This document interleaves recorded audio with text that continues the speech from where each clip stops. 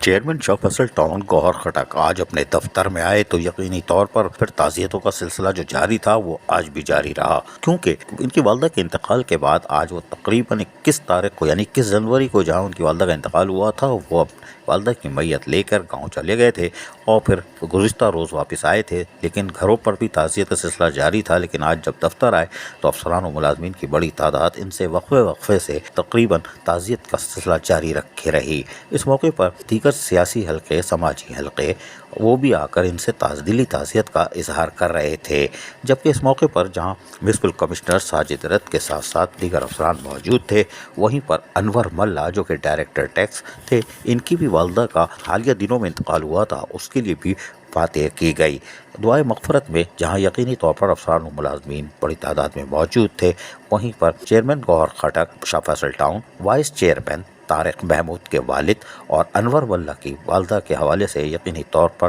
فاتح خوانی کی گئی اور صبر و جمیل کی دعا کی گئی۔ شاہ فیصل ٹاؤن کے چیئرمین گوہر علی خٹک نے آنے والے تمام لوگوں کا شکریہ ادا کیا جنہوں نے ان کی والدہ کے غم میں برابر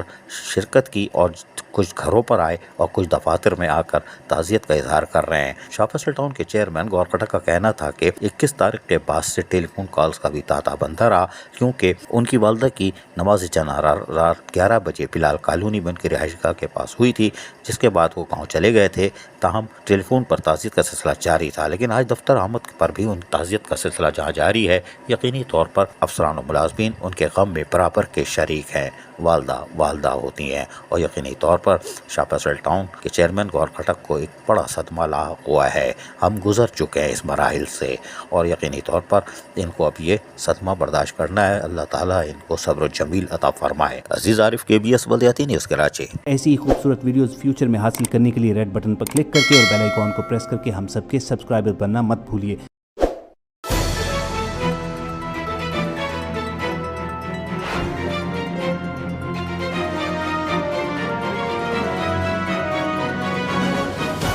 KBS بلدیاتی نیوز۔